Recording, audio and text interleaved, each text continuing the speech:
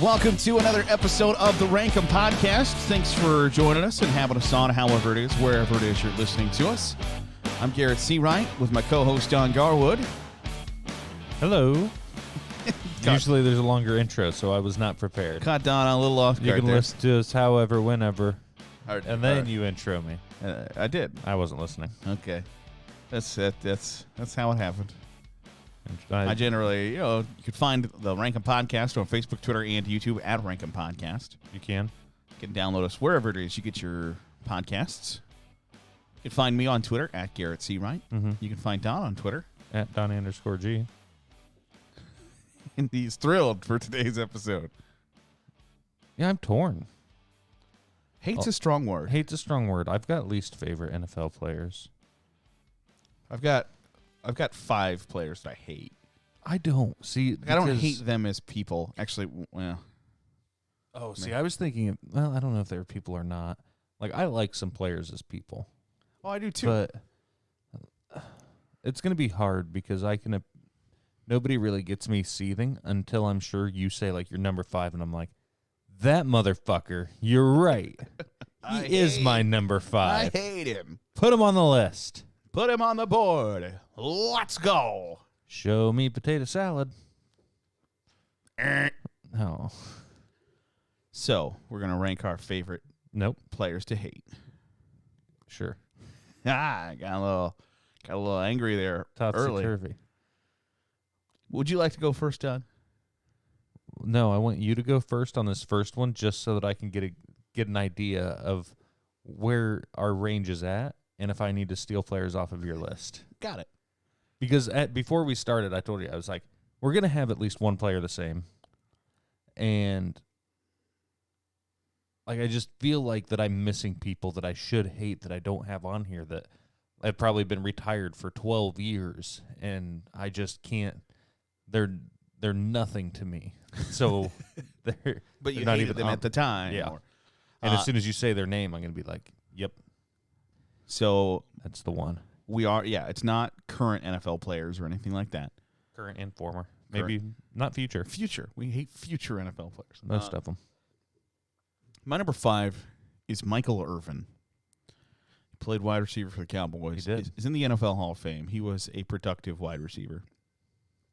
I think he thinks he's much better than he was. And then there's the whole, I don't know if you know this story, the time he stabbed a teammate in the neck with a pair of scissors.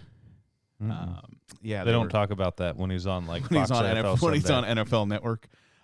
He and a teammate were arguing about who was going to get their haircut by the barber next. Grabbed a pair of scissors, yoink, almost killed the guy. Right. He didn't press charges because Michael Irvin paid him off with a 6-figure settlement. Right. But when you're stabbing teammates in the neck, generally frowned upon. Probably neither of them got their haircut next, right after. It's probably a good point there. But he's just a little bombastic for me, and I think he's a little. I think he thinks he's much better than he was. I think he thinks he's the greatest wide receiver of all time. Who was their second wide receiver? They didn't have Chris Carter. He the played, Cowboys? Yeah. I mean, Dion played receiver with them a little bit as well. But, like, who was the... They were all, like, they had a really good... Because they had... tight end, a really good... Well, they had Emmitt Smith, and they had Troy Aikman, and they had Michael Irvin, but I thought there was a second really good receiver whose name wasn't Deion Sanders. No, like Emmitt Smith was the running back. Darryl Johnston was the fullback. I forget what the tight end's name was, but they had like one good guy at really each position. And, Gotcha. But Michael Irvin was a very good NFL player. Won 3 Super Bowls. He was in the longest yard. The real important stuff. But yeah, I just think he thinks he's much better than he was, and. And then the fact you're stabbing teammates, right? And that generally doesn't sit well with me, believe it or not. So that's my 5. So some of mine, this one, I liked this person when he was a player, kind of. But as a player, not really. I don't know. I've got Teddy Bruschi at 5. Fair. Very That's- hateable player. I liked Teddy Bruschi. I liked the story, and they were like, I liked that they called him like his name was Bruschi, and then what's his name on ESPN? Chris Berman. Back. What always have another Bruschi. Open up a Bruschi. Right. And I liked his story. He's like, we got drafted by the ticker when the NFL we were watching the draft at home, and it like, pick 231 Teddy Bruschi scrolled across the bottom, and our whole house just went crazy. Yeah, I've got Teddy Bruschi here, especially because of like the recent comments that he made about Matt Stafford not being tough enough to play in New England. And then it came out as like, here's all of the broken bones and torn ligaments that Matthew Stafford had that he played through last year. Right, this past season, not just in the 12 years when he was in Detroit. This past year, like a torn ligament in his thumb on his throwing hand. No, I can still sling it for 3,000 yards and. He's got broken ribs and torn cartilage in his knees, and he's not tough enough for you, is he, Teddy? Yeah. He doesn't have enough CTE for you. It's just a stupid statement to make. That's basically pandering to. Well, yeah, to New England fans because they didn't get Matt Stafford. Right. It's like, well, we didn't really want him. He doesn't want us. We don't want him. Right. He ain't tough enough. Every girl you approach is hot until she turns you down, and then you're like, I don't see what anybody even sees in her. She's ugly anyway. Right, she's not she's even a that bitch. she's not even that pretty. Wouldn't even be happy with her. Exactly. That is that exact sentiment of it's just she's not even that pretty. Well, hold on. 15 seconds ago, before she turned you down, She was a smoke show. Right? You were ready to engage her. Right. Yeah. So yeah, I got Teddy Bruschi at 5. I can appreciate that one. That's a good call. Some of the people on my list are going to have some frivolous reasons. Oh yeah, I'm not saying this is logical or reasonable. Yeah. Okay. Generally, you don't hate players that play for your team. I'm an Indianapolis Colts fan. And you hate Quentin Nelson. No. I love Quentin Nelson. You hate Darius Leonard. No. You hate Chris Gamble because you wasted a first-round draft pick on him, then he broke his leg, and then you replaced him with Bob Sanders. I think you're thinking Mike Doss, not Chris Gamble. Go ahead. I'll let you tell me who you hate. I hate Phillip Rivers, and he's not a long-time Colt, but I hated him for a very long time as a North Carolina State quarterback. And then for the San Diego Chargers, I thought, again, a little cocky for his placement in the league. And then the guy doesn't cuss, but he trash talks his pants. Dadgummit. He doesn't curse, but trash talks like a motherfucker. How do you even do that? How are you doing that, man? Takes some skill. It does take some skill. And I feel like it gets in people's heads more than just regular cursing. Probably. Like, did he just say "Dad, blame it"? Yeah. Could you not scream in my ear? I will scream in your ear. I think he treated teammates poorly for a while. And so there was the one video that makes me think of that when he was like, this was probably 10 years ago. He's back there trying to call for the ball. He's like screaming, hike. Yeah, and center doesn't snap the ball. They get a delay of game. He runs up and just fucking slaps him on the ass. Hard, like It crow just hop screams at him. slap And I can on the tush. I hated him at the time. I can appreciate that now, though. Like, listen, snap the fucking ball. I'm screaming at you to snap the ball. Obviously, he didn't hear him, Right. but That's some competitive fire to him. Yeah, he's always been, the Family Guy cutaway. Look, I'm Gary Busey. I'm overly aggressive in situations that don't call for it. I think that's Phillip Rivers. Phillip Rivers is overly competitive in like the first quarter. It's like, you calm down. All right, we still got plenty of time we're here. talking about practice. And I've never liked the guy. Even when he was on my team, okay. He was okay at the end of the season, but at the start of the season, he was dreadful, and it cemented my hate for him. I've got on my list at number 4, Jalen Ramsey. I can feel that. And a lot of times it's not people demanding trades in the NFL. It's just the way that they go about them. And kind of. I don't know if holding teams hostage is the right way. No, I think. And then some of his trash talk is so over the top that it frustrates me. Now I'm a big fan of trash talking, but some of it, I don't like when they go to like the media and trash talk. I like face-to-face trash talk, but like right where I'm willing to say it to your face. He released a list of like all the trash quarterbacks in the NFL, and then he's like, Aaron Rodgers and Tom Brady are good. He's like, neither one of those are your quarterbacks, bro. Right. Like, and also Jared Goff plays sports ball. Like, I tried to give you an out there. I tried to give you the ability to protect yourself, and you didn't take it. I get that you don't want to play for the Jacksonville Jaguars when they're not good at the one thing that the Jacksonville Jaguars are supposed to be good at. But I don't know, no, I think you're right in that. Like, I don't have a problem with I don't have a problem with Deshaun Deshaun Watson demanding a trade, right? But because he hasn't said a word about it, he hasn't, or requesting a trade, demanding a trade is iffy. But you can go about. I don't have a problem with people doing it. Just know that that makes people view you negatively, right? Because like going public with a trade request or whatever, I mean, I think it helps it get done. Like Matthew Stafford and Carson Wentz and stuff like that. It helps it actually happen when everybody knows. Right. But that it's just a weird kind of gray area, I guess. Yeah, and I think your perception of the player helps determine how you view it. You're in your third year in the NFL and you're demanding a trade. You're like, I want out. Well, as who are opposed you? to Like, first of all, you're a DB. Like, if you're a quarterback, obviously demanding a trade carries more weight. Right. Than you're on your rookie deal in Jacksonville and you're just mad because they're not winning. Well, I'm going to need you to sack up. Yeah.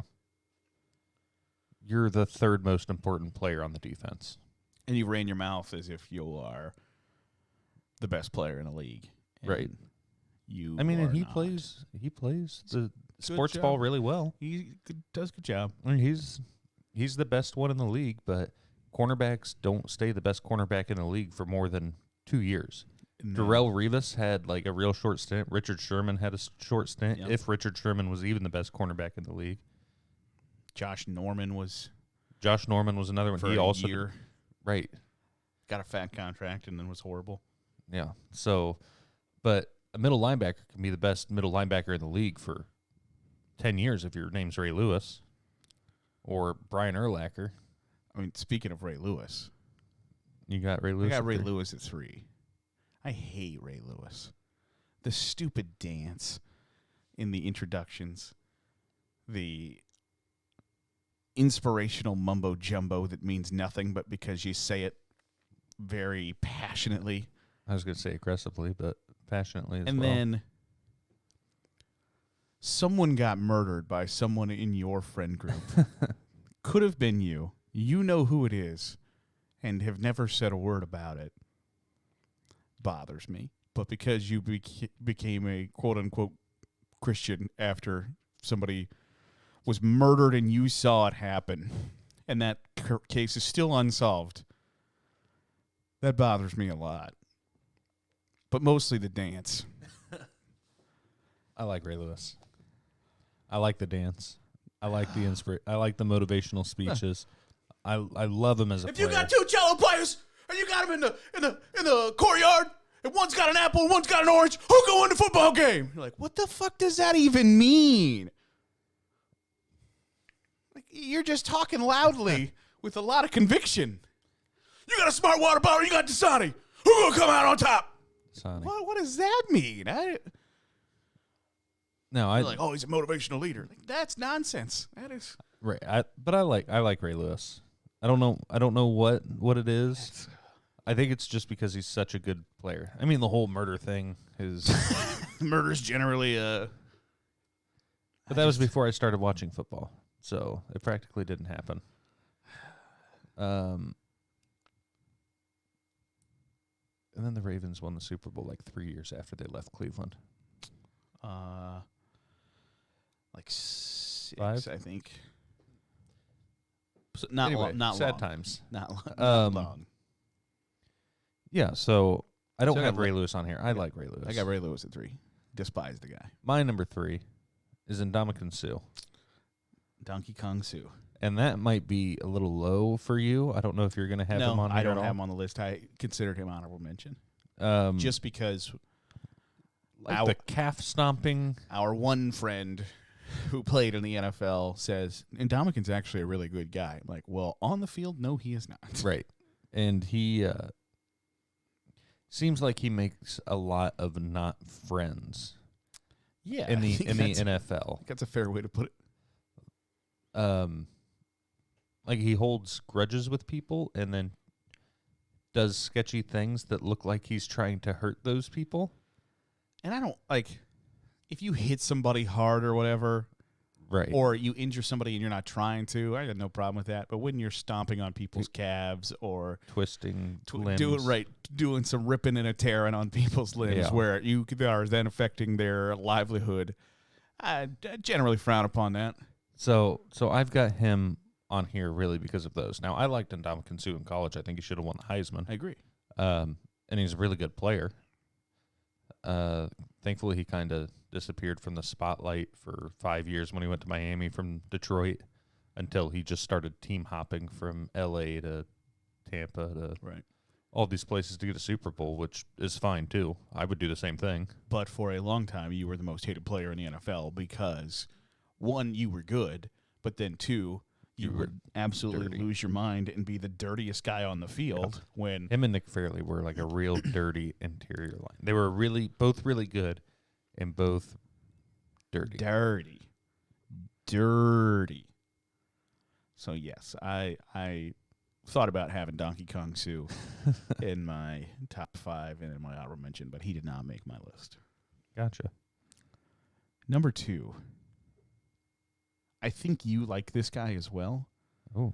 And that will bother me because I don't particularly think Hines Ward was all that great of a football player, but he was a very good cheap shot artist, and that bothered me. Like, you thought you were hot shit because you were knocking linebackers out when you hit them when they didn't know you were coming.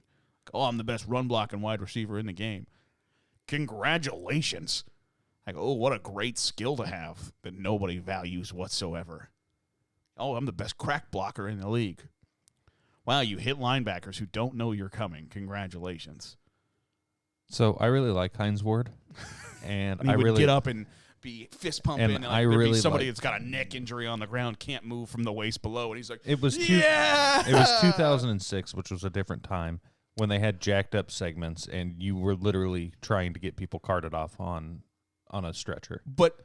And I have no problem if you hit somebody and they see you coming, but when you blindside block someone and then put your head in front, you're fine. That was why I loved him, is because he just destroyed people that had no idea. He was coming. Right. That's why you watch. That's why you watch football. I don't think so. That's why you play too. To get those kind of hits to injure people, which are now dirty hits, but back then they were not. See, I don't think they're dirty as much as your celebration after, like, it's like us just still fist pumping over Hiroshima. Like they didn't even know it was coming. Yeah, you're damn right you didn't know it was coming. Like, come on. But no, I really liked Hines Ward when he was a player. A little bit biased because at the time I was a Steelers and a Packers fan. I was a Steelers and Packers fan because I was a Jerome Bettis fan and a Brett Favre fan. I didn't really have a team. When those players left, I was like, well, I don't really like anybody left. I don't really like a team, and that's when I became a Browns fan. Yep. Big facts. So you got Hines Ward at 2. Who would you be? Who would you have at your number 2 position on your list? My number 2 is Tom Brady. The last couple years, I've grown to like Tom Brady outside of football.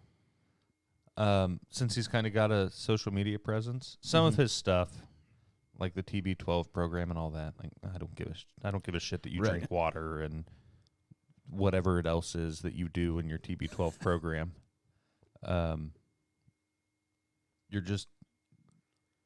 You're playing at 44 because you played in a system that didn't let you get hit for 12 years. Right. Well, you played in an era too Where you were protected. where literally Brett Favre played till he was 44, and he was getting sacked 30 times a year. well, like they made a Tom Brady rule that if you're on the ground, you can't reach up to touch the quarterback. Like, Right. Come on. So yes, I mean, he's a really good football player. I'm not taking that away from him, but he's been since 2001. He's just been everywhere and won half of the Super Bowls that have been or played in half and won 7 of those, and it's boring. And you want him to not be in Super Bowls or in the year that Matt Castle played for the Patriots was a really fun year because there was some parity. Some unpredictability there.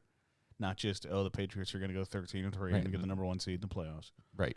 Or the Patriots are going to go 11-5 and win the playoffs through a wild card game. Like it's win the Super Bowl, not just the playoffs, I guess. I was But yeah, you're fine. You're good. But yeah, I like him. I like him outside. I like his little trolly Twitter posts and stuff like that. And it gives him more personality, which you'll see with other people on my list that I talk about that I've grown to like in their latter years. You've grown to less hate them. Yeah. No, one of them I would say that I like, but I have him an honorable mention just because of the hatred that was there. All right. So I got Tom Brady at 2. Tom Brady at 2 for Don.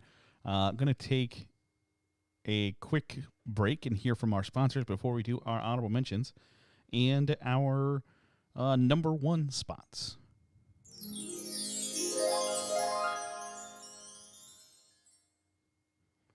All right, so time for our honorable mention list in the NFL players that we hate. Don, I would like you to go first in your honorable mentions. So these ones are both pretty petty.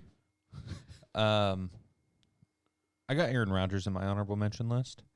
And he is the one that I was talking about that I don't hate anymore. Right, from his appearances on the Pat McAfee show. Like, since he's finally, like, actually talking, since I can see interviews of him talking to, like, the media, because he never really did before, and so you just assumed he was, like, this recluse and kind of pompous dude, but he's super down to earth and funny, and, like, a lot of the bits that he does on the Pat McAfee show makes it more personable. Yes. And I've grown to appreciate him through that. Because when he was shoving Brett Favre out the door. Right. And, like, I've liked him. As a player, he's been good the last, since he's been in the league. But, like, I've grown to appreciate him as a player over the last 5 years. I think probably when I put him on a fantasy football team. Drafted him in a fantasy football team because before it'd be like, fuck Aaron Rodgers. I'm not putting him on my fantasy team. I don't care if he's a steal in the 4th round, 5th round, whatever it is. But when you actually watch him play, you can get to where you appreciate him a little bit more. And then when you actually see him as a person doing these interviews, like him even more. I only have him in here because I hated him for so long for being a job-stealing whore. But he's kind of one, like, because I've heard former players or former teammates of his, they either are like, I adore the guy, or I forget, maybe Martellus Bennett was like, I played with him for 7 years. I don't have his phone number. Right. Like, I was on the same side of the football as him, and I don't have his phone number because he had no interest in being my friend. Like, that's weird. Like, that's a weird situation to be in. Well, then I saw an article where, like, this 6th round draft pick, I don't know which wide receiver it is for the Packers now, that might have even been like a free agency pickup, just something like that. And they were like, my first day, I was always, I don't know the guy's name, so it was like, I was always Bill growing up, or William, or whatever it was. Everybody always called me William. It's like, I show up there and it's like, are you Billy? It's like, yeah. So he introduced me to everybody as Billy. So I guess I'm Billy now. But he's like, he took me under his wing right away, and he was nice to me. Right. Yeah, it's just it's a weird thing to kind of just differentiate between. He's the best guy I've ever known, and I don't have the guy's phone number. Right. Like, okay, all right. The other honorable mention I have is Greg Jennings. But he put the team on his back. Yeah, in a Madden video. Greg Jennings had like a bunch of negative comments, I think, about Brett Favre, which is like the petty reason that I have him on my list. And it's like, bro, he's the reason that anybody knows who you are. Right. He is the reason that you turned into any kind of player. And then Aaron Rodgers obviously had something to do with that. But Brett Favre is the reason that he was in the league long enough to play with Aaron Rodgers. Yeah, that's fair. So was Brett Favre maybe a dick to you? Sure. Did he maybe give up on the Packers the last year when you fucking sucked and you were losing to the Cowboys by 21 points in the fourth quarter? Maybe. Maybe he was a little tired, a little sore. Carrying that franchise on his back for 15 years. Yeah, so I've got Greg Jennings on here too. On my honorable mention, I've got Michael Strahan.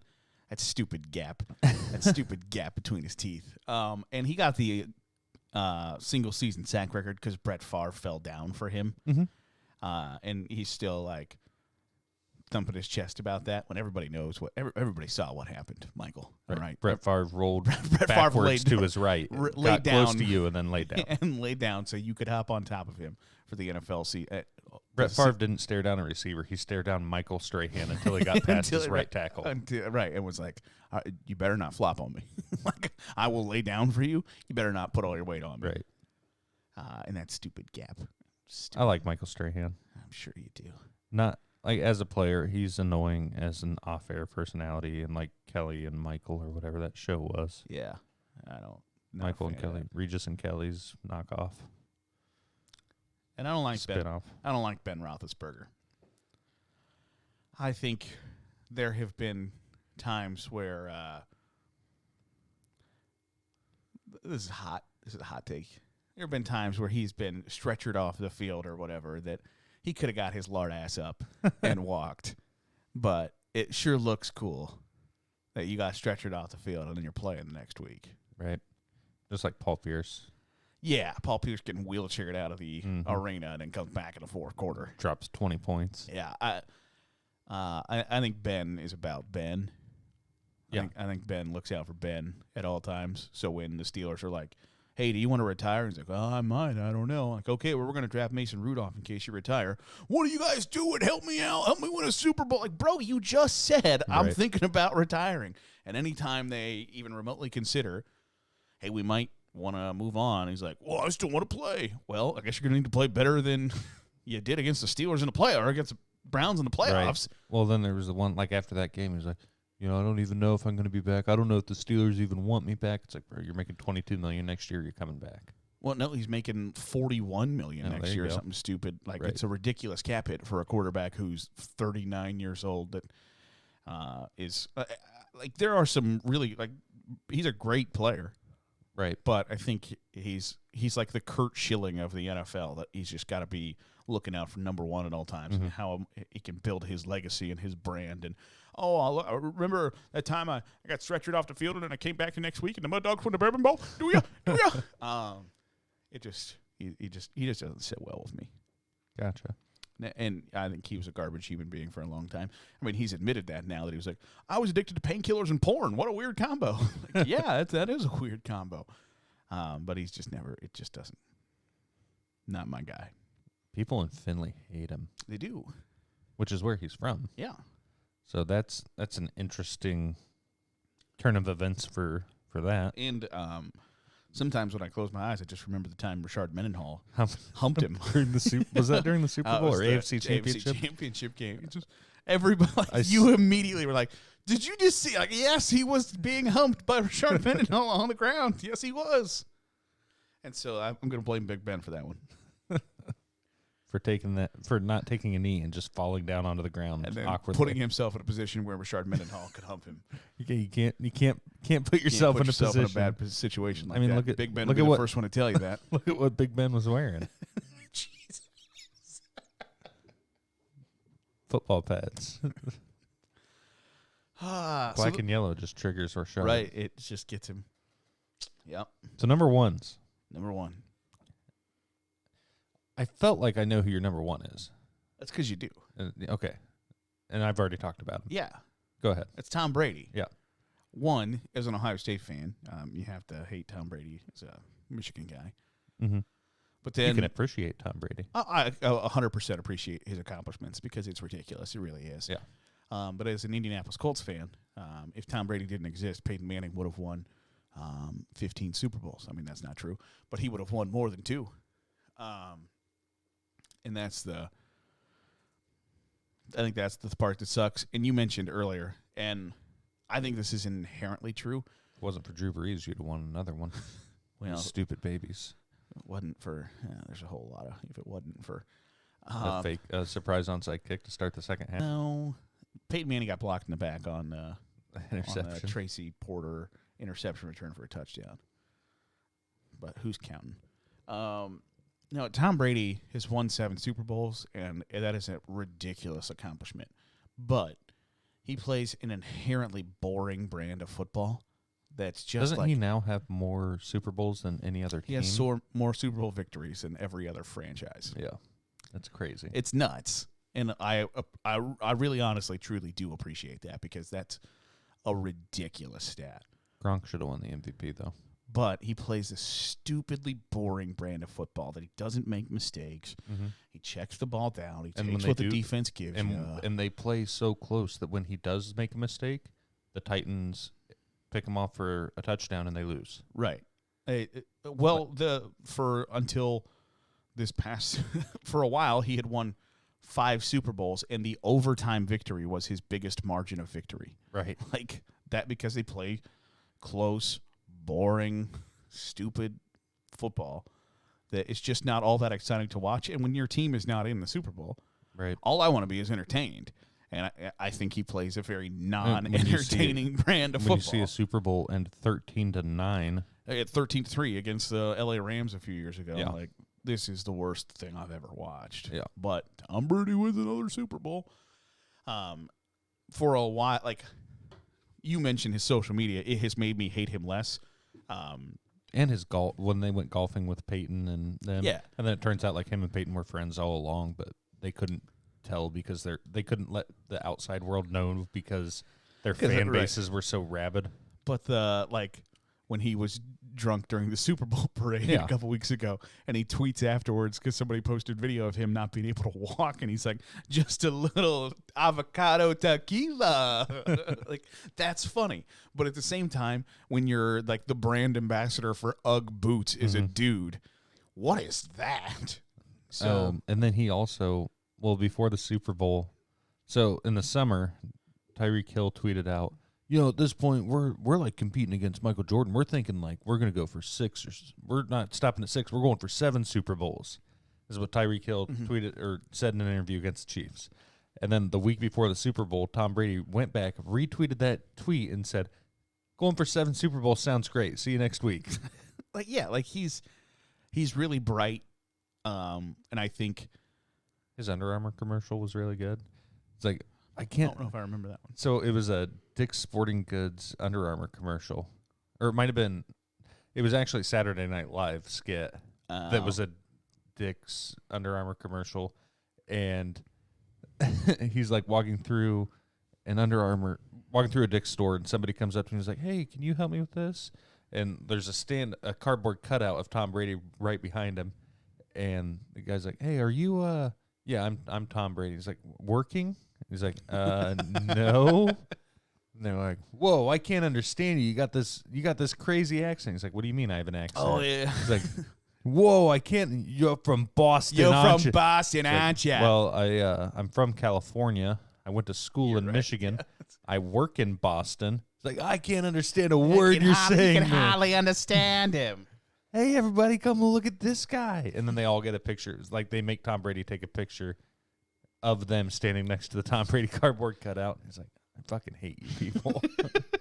That was a really funny SNL skit. So I can appreciate that stuff, but I still hate him. He's insanely successful, and I appreciate that, but I don't like him. Gotcha. Tom Brady won. My number 1, I think, is a hot take. And it's not someone that I knew was going to be my number 1 when we started making this list. But as soon as you said, it's like, they don't have to be active players, I was like, well, who do I kind of hate that? It's like, oh, this dude. And it's not just because of him as a player. It's him as like a team GM and a president and a player. And it's John Elway. Yeah. He just seems like a pompous fucking asshole to me. Like, he's like, hey, my team carried me to 2 Super Bowls in the late 90s. And they stole one from Brett Favre. But when he was a GM, he just seemed like such an asshole to everybody, both on his team and like in any kind of interview. He's like, first of all, my resume is that I'm John fucking Elway. And secondly, I don't care if Tim Tebow just won us our first playoff game in 8 years in the first play of overtime. We're shipping him the fuck out of town because he's left-handed and has a slow release. Joe, you weren't like the prototypical quarterback either. Or not Joe, John. But he just frustrates me in everything that he does, and he has a really smug face, and I hate it. No, he went to Stanford, so, his dad was the coach at Stanford, so you're a rich kid from California to begin with, and you're right. There's a lot of pompous there. When they introduced Case Keenum after they had signed him, he called him Case Keesum, and it was like, yeah, whatever. Case Keesum, you know who the hell I'm talking about. Here you go. You can talk to him now. Yeah, I think he gets a lot of credit for the Super Bowl. Terrell Davis. Well, the Super Bowl they won with Peyton Manning thing that, like, okay, he fell into your lap. You didn't build some Look at the team that I built. I mean, the biggest thing you did. You drafted Von Miller. Way to go. Right. You picked the guy everybody else would have picked in that position. Great. Yeah. And Peyton Manning went to – you guys had the best defense in the league, 2 really good receivers and a young running back and no quarterback. So, yeah, Peyton Manning, there wasn't a hard sell on that. Right. It was between you and the Tennessee Titans in 2012. Way to go. Right. Congratulations. Yeah, I think he gets a lot of credit for that I don't know that he has earned. But he's a franchise legend and whatever. But, yeah, he's got a smug face. Real smug. Got too much teeth when he smiles. And they're like that fake white. Yeah. Like he's in a Crest commercial. Cut that shit out, John. Yeah. I don't like John Elway. You're right, Don. John Elway sucks. Get him out of here. Get him out of here. I don't know if I could name another player on that Broncos team other than Terrell Davis. Shannon Sharp. Yeah. Carried by those 2. Mark Schlereth. Oh, yeah. Trevor Price played defensive end. Like I said, I don't know if I can name another. But that was right when I started watching football and why I fell in love with Brett Favre. Because he was a gunslinger. And then John Elway took that from me. And also from Brett Favre. You can find Don on Twitter. At Donnie_G. I'm at Garrett Seawright. You can find the podcast on Facebook, Twitter, and YouTube at Rankum Podcast. Thanks for listening. We appreciate it. Give us a 5-star review, like, subscribe, help us out however you can, and we'll catch you next time on the Rankum Podcast. Bye.